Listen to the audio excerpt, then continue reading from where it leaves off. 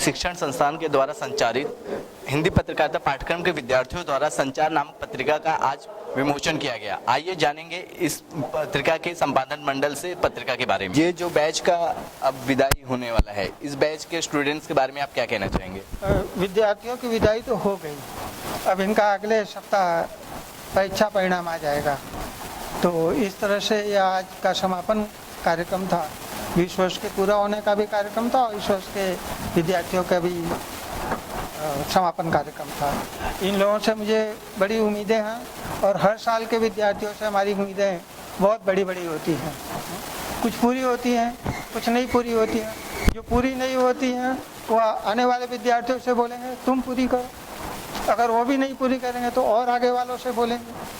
हमारे ज़माने में नहीं पूरी हुई तो सलमान जी जैसे लोगों से बोलूँगा कि वो आगे आने वाले विद्यार्थियों को बोलें, फिर ये भी नहीं होंगे तो उसके आगे वाले। ये प्रक्रिया है जो चलती रही। मतलब आप उम्मीद पे हमेशा विश्वास रखेंगे।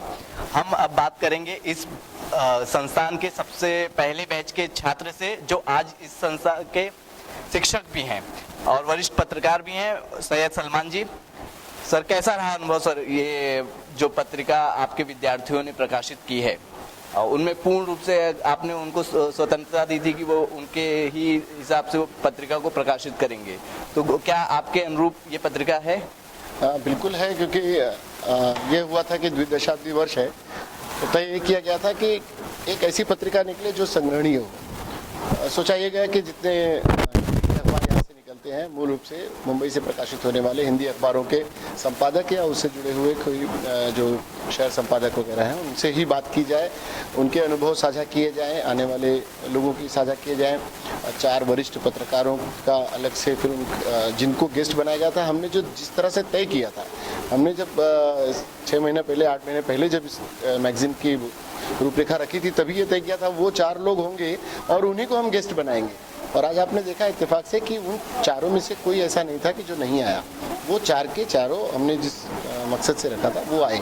उनके आर्टिकल, उनका इंटरव्यू भी रहा है, संपादकों का इंटरव्यू रहा, हमारे बच्चों के आर्टिकल्स जो उन्होंने अपनी पसंद के पत्रकारिता से जुड़े हुए लिखे, साथ ही हम लोगों के जो फैकल्टी आते हैं उनके सलाहकार संपादक के रूप में कार्य कर रहे हमारे कोऑर्डिनेटर सरोज त्रिपाठी सर के, बाकी सभी लोगों के भी पत्रकारिता से संबंधित ही आर्टिकल और इंटरव्यूज़ रहे, ताकि ये एक मैगज़ीन द्विदशाब्दी वर्ष की संग्रहणीय हो, लाइब्रेरी में रहे, आने वाले जो नए बैचेस हैं उनको देखकर प्रेरणा ले सके।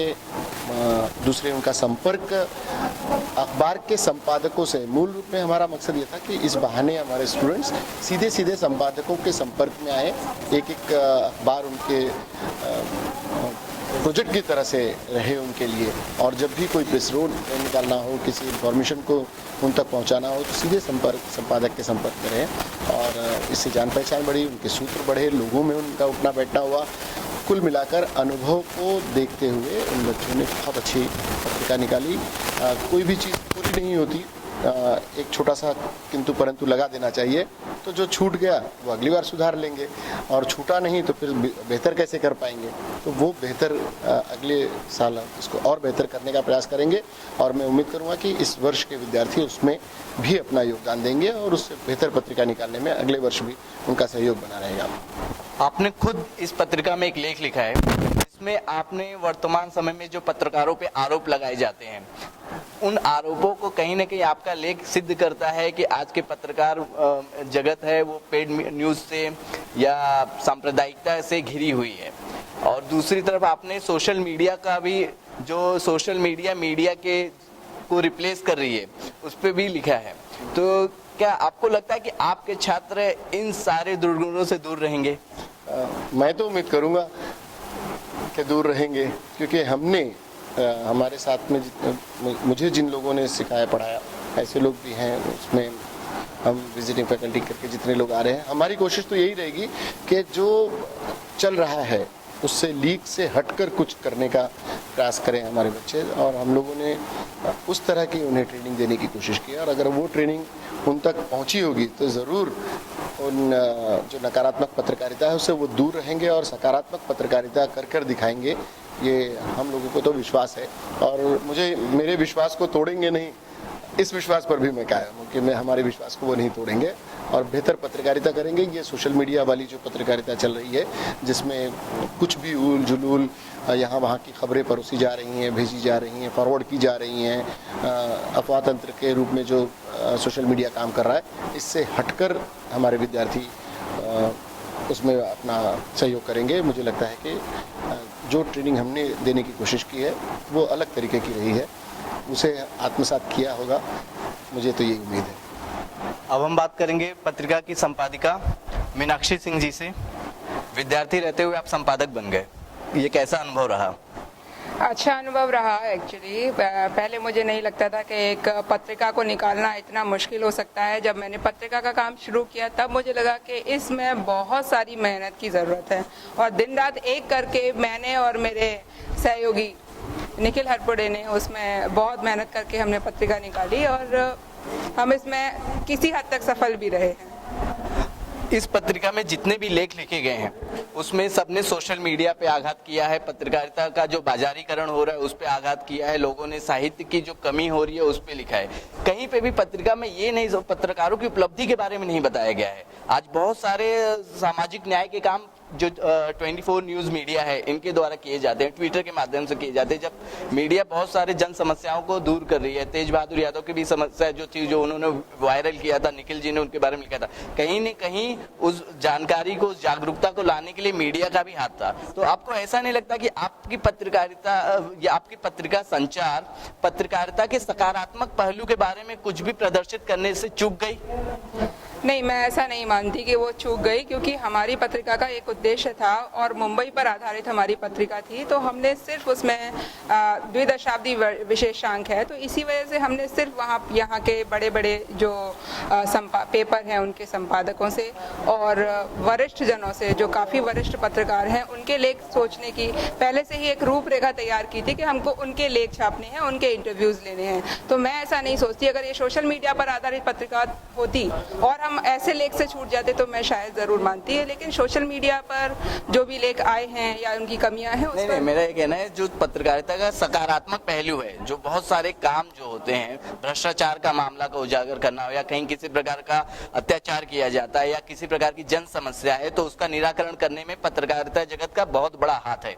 उसके बारे में कहीं पे भी किसी ने कोई तारीफ वाली बात नहीं, पत्रकार लोगों ने खुद से पत्रकारिता में जो कमियां चल रही हैं उन्हीं पे बातें की हैं। देखिए, हमने पत्रिका के लिए, लेख के लिए आग्रह किया, हम विचारों पर रोक नहीं लगा सकते, इसीलिए हम ये नहीं कह सकते कि आप सकारात्मक लिखिए नकारात्मक। जो भी लेखकों ने लिखे, अपने विचार लिखे हैं, अगर वो आपको नकारात्मक लगते हैं तो वही सही, लेकिन वो आज का कटु सत्य है। और हो सकता है कि आप जो कह रहे हैं वो कहीं एक पहलू छूट गया, लेकिन ये पूरा उनके विचारों पर आधारित है। आपने खुद लिखा है कि जो मीडिया है वो क्रिकेट के पेंडुलम की तरफ झुक गई है, दूसरे जो खेल हैं वो बहुत सारे उनको उतना अटेंशन नहीं मिल रहा है। अगर आप पत्रकार बनती हैं भविष्य में और खेल जगत में अगर आपको कुछ लिखना रहेगा तो खेलों को, दूसरे खेलों को बढ़ावा देने के लिए आपके पास कुछ योजना है? हाँ बिल्कुल, मैं सभी खेलों को तवज्जो देना चाहूँगी। जैसे कि हॉकी खेल है, हॉकी को भी खेल समाचार में बहुत ज़्यादा जगह नहीं मिलती है। तीरंदाजी है जिसमें लोग बहुत सारे मेडल्स लाते हैं, लेकिन अभी जब मेडल्स आते हैं तो लोग उनके बारे में बात करते हैं, लेकिन जब तैयारी की बात होती है तो उन पर सरकार उतना ध्यान नहीं देती है। अगर हम समाचार पत्रों के माध्यम से या टीवी के माध्यम से हमेशा उनकी तैयारी पर ध्यान दें या क्या चल रहा है, तो हो सकता है उनमें वो एंथुजियाज्म आए और इसके अलावा देश की जनता में भी वो बात आए कि हाँ, हमारे ये खेल भी है और हमें ये भी देखना चाहिए, तो शायद उसमें उत्सुकता भी जगे उन खेलों के प्रति। तो मैं सबके बारे में लिखना चाहूंगी। अगली कड़ी में हम बात करेंगे निखिल हरपुड़े से, जो इस पत्रिका के कार्यकारी संपादक हैं। निखिल जी, जो पत्रिका संचार प्रकाशित की गई है आप लोगों के द्वारा, इसके लिए आपने विशेष कोई तैयारी की थी? तैयारी तो कोई नहीं, मैं एक विद्यार्थी था और मुझको ये जिम्मेदारी सौंपी गई कार्यकारी संपादक की, तो मुझे लगता है मैंने पूर्ण रूप से उसे अपनी जिम्मेदारियों को निभाया है। हो सकता है कुछ कमी रह गई हो, तो अगली बार अगर कोई पत्रिका का कार्यकारी संपादन का काम मुझे मिलेगा तो मैं उसे अच्छे तरीके से निभाऊंगा। कार्यकारी संपादक के रूप में आपको क्या क्या काम दिया गया था इस पत्रिका में? उसमें कार्यकारी संपादक जो संपादक थे उनसे कोऑर्डिनेट करना, ये सारे काम मुझे देखने थे यहाँ पर कि कैसे आज दौर में जाते हो तो तुरंत वो हमें फेसबुक, व्हाट्सएप या और भी माध्यम है सोशल मीडिया के, वहाँ से पता चल जाता है। हमारे साथ राकेश मणि तिवारी जी हैं जो विद्युत ध्वनि पत्रिका के संपादक हैं और साथ में ही इस गरवारी इंस्टीट्यूट के पूर्व छात्र भी रह चुके हैं। उनसे पूछेंगे कि आज के इस कार्यक्रम के बारे में उनका कैसा अनुभव रहा। राकेश जी, ये जो पत्रिका आज प्रकाशित हुई है, आपके दौर में भी पत्रिका आप लोगों ने प्रकाशित की हुई है, आज के विद्यार्थियों ने और आपके दौर के पत्रिका में कुछ फर्क आपको नजर आ रहा है? हाँ, बहुत फर्क नज़र आ रहा है, क्योंकि हमारे दौर में जब पत्रकारिता होती थी, यहाँ से जो संस्थान में जो पढ़ाया जाता था उस समय बड़ा टाइट शेड्यूल रहता था। उस समय के जो शिक्षक थे वो शायद जो है उनका तालमेल परस्पर इस तरह से बैठ ही नहीं पाता था। उसमें हमारे अनुराग त्रिपाठी सर थे, उनका इस तरह से उनका नज़रिया था कि जो लोग भी उनके साथ रहते थे वो वर्ष पूर्ण होने के बाद उनके दोस्त हो जाते थे, लेकिन तब तक बहुत दूर का रिश्ता रहता था। इतना उनका अनुशासन था इस पे संस्थान पे।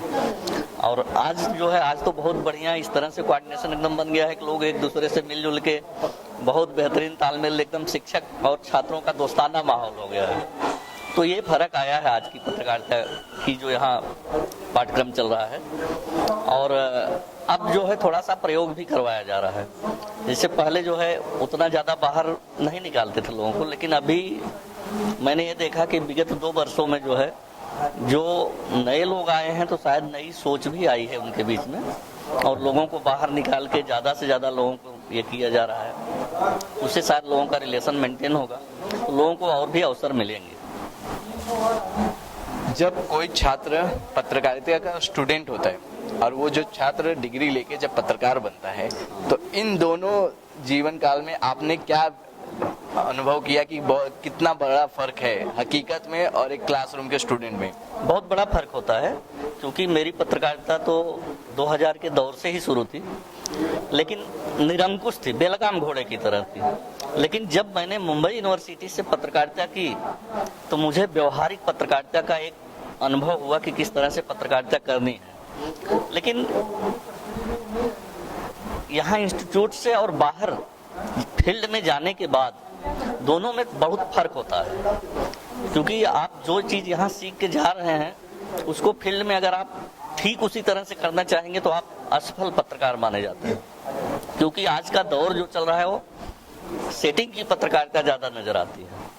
पत्रकारिता इस तरह से पहले जैसी नहीं है कि पहले तो 2000 के दौर में जब हमारी पत्रकारिता मुझे लगता है शुरू हुई थी, तो अगर चंद लाइनें भी किसी के बारे में लिख दी जाती थी तो पूरा महकमा करीब करीब इस तरह से जो है विचलित हो जाता था, जैसे कि तुरंत उसकी इंक्वायरी शुरू होती थी, आप तक बात आती थी, सर आपने ऐसा क्यों लिखा है, हम उस समस्या का समाधान करेंगे। लेकिन आज पत्रकारिता कहाँ है, आज तो बदल गई है। आज तो आप पेज के पेज लिखते रहिए, कान में जो भी नहीं रेंगती है। इतना फर्क है तब की और अपनी पत्रकारिता में। तो ये हमारे साथ थे राकेश मणि तिवारी जी, मुंबई यूनिवर्सिटी से। कैमरामैन प्रभु के साथ जितेंद्र यादव, सिटीजन।